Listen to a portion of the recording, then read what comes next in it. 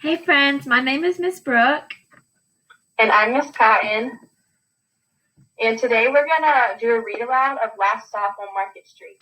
Now, I have the book here with me, but we've taken some pictures of the pages to put on this Google slide so that you could see the illustrations and read along with us. CJ pushed through the church doors, skipped down the steps. The outside air smelled like freedom, but it also smelled like rain, which freckled CJ's shirt and dripped down his nose.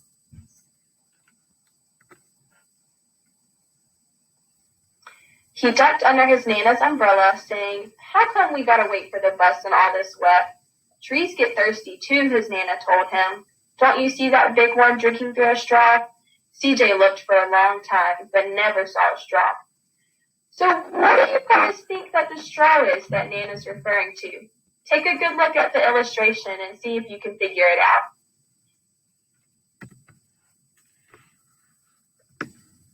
From the bus stop, he watched water pool on flower petals, watched rain patter against the windshield of a nearby car. His friend Colby climbed in, gave CJ a wave, and drove off with his dad. "Nana, how come we don't got a car?" So here, if you listen carefully, we can hear that CJ is maybe feeling a little bit jealous about Colby. He realizes that Colby and his dad have a car, but CJ and Nana don't. So maybe he's starting to wonder why they don't have things that his friends have.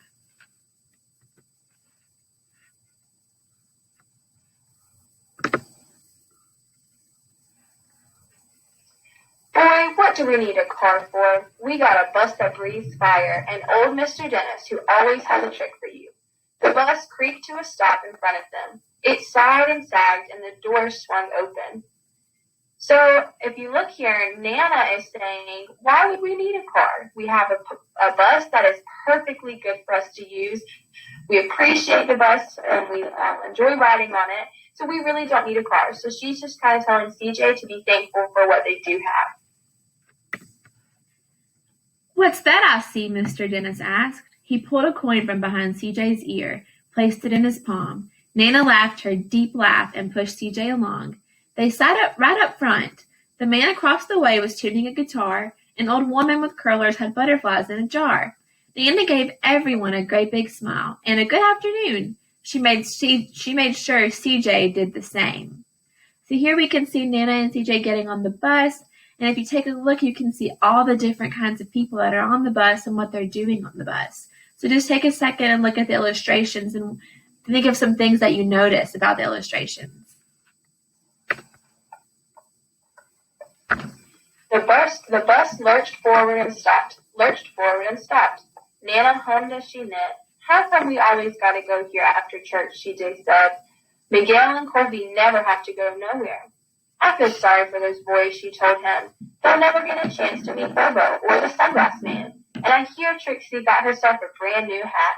CJ stared out the window, feeling sorry for himself.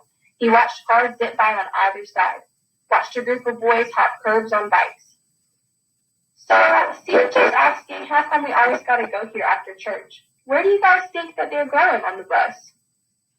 Nana's also telling CJ to be thankful that they get to ride the bus, they get to go where they're going. So let's keep reading the story to see where they're going. A man climbed aboard with a spotted dog. CJ gave up his seat. "How come that man can't see?" "Boy, what do you know about seeing?" Nana told him. "Some people watch the world with their ears." "That's a fact. Their noses, too," the man said, sniffing at the air. "That's a mighty fine perfume you're wearing today, ma'am." Nana squeezed the man's hand and laughed her deep laugh. So now we want you guys to think about what Nana means when she says some people watch the world with their ears instead of their eyes. I need glasses to see, and Miss Lindsay might need glasses to see as well, but this man can't see at all. Can we think about what it might be like to not be able to see and how we would see the world with our ears, what that means? Two older boys got on next. CJ watched as they moved on by and stood in back. "Sure wish I had one of those," he said. Nana set down her knitting. "What for? You got the real live thing sitting across from you. Why don't you ask the man if he'll play us a song?" CJ didn't have to. The guitar player was already plucking strings and beginning to sing. To feel the magic of music, the blind man whispered, I like to close my eyes. Nana closed hers too. So did CJ and the spotted dog. So here we can see that CJ is wishing for something else that he doesn't have. He's wishing for a music player just like the boys. But Nana tells him, look around you and just see what you have in front of you.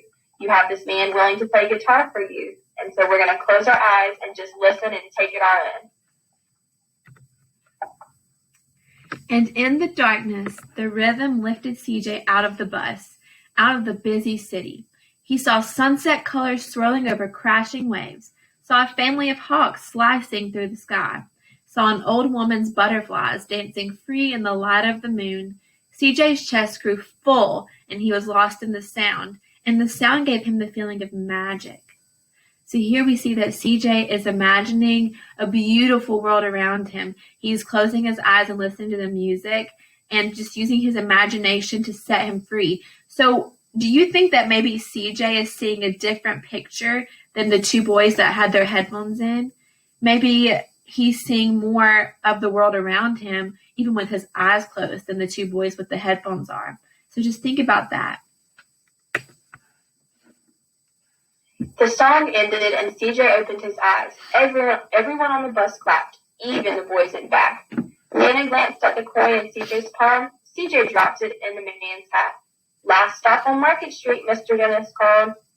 So here, even the boys that came on the bus with their music players and their headphones in took them out and stopped to listen whenever this man started playing the guitar. So they realized, hey, why don't I live in the moment? Why don't I just observe and take in and hear the world around me?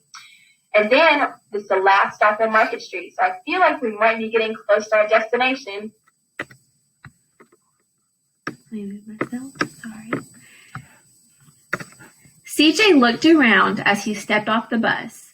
Crumbling sidewalks and broken down doors, graffiti-tagged windows and boarded-up stores. He reached for Nana's hand. How come it's always so dirty over here? She smiled and pointed to the sky. Sometimes when you're surrounded by dirt, CJ, you're a better witness for what's beautiful. And this is one of my favorite pages in the book because we can think about what Nana really says. Because I have a hard time looking at this page and thinking that it's beautiful and seeing the beautiful sight that Nana's seeing. I mean, we see the birds, so maybe that's what she's talking about, but also just take a minute to look around the illustrations and give me some ideas as to what you think might be beautiful in this dirty scene.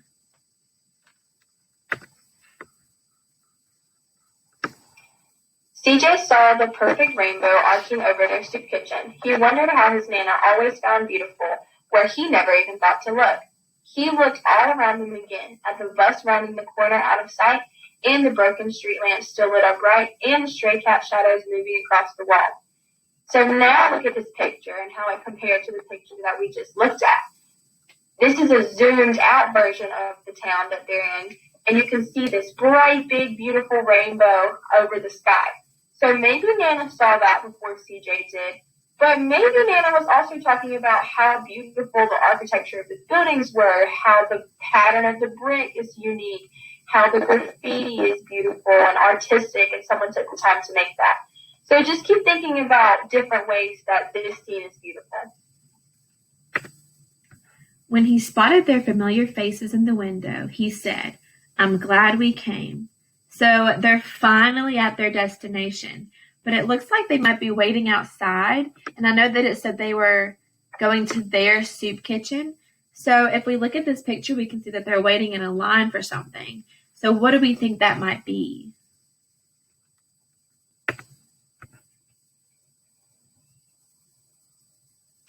He thought his Nana might laugh, her deep laugh, but she didn't. She patted him on the head and told him, "Me too, CJ. Now come on." So now that we're looking at this illustration, we see that they are volunteering at the soup kitchen. You can see CJ and Nana in the top right corner serving some food that the soup kitchen has prepared. So this is very interesting because previously, from all the experiences that CJ had about him wanting things and not having things that his friends have or that other people he sees in his town have, you may have thought CJ and his Nana were going to eat at the soup kitchen. And they very well may eat at the soup kitchen, but right now they are volunteering there. So now let's brainstorm some ideas of how we can volunteer in our community and give back to our community.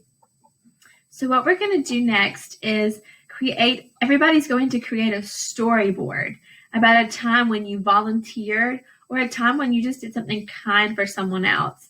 I want you to think about how that made you feel and how it made the other person feel and include that in your storyboard. Then we're going to share our storyboards and talk about some things that we've all done for people or things that we volunteered for. And then as a class, we're going to think of some ideas that we can do to help out our community as a whole. And in your storyboard, feel free to draw. This book has a lot of beautiful illustrations, so we hope that you draw all these amazing pictures with some vibrant colors that you have, or just some pencil sketches, however you want to create your storyboard.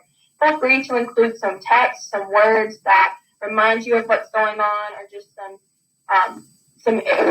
writing that you can just use to better tell your story if it's not fully coming across the way you want it in visuals alone. And the most important thing we want you to take away from this is that it is important to always be kind to those around us. No matter what our situation is, we don't know what someone else is going through, so we should always do our best to be good citizens and be kind to one another.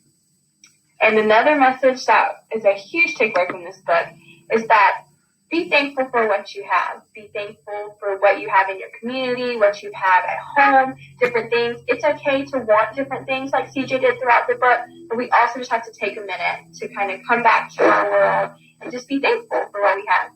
So thank you guys for reading this with us, and we hope you have a great day.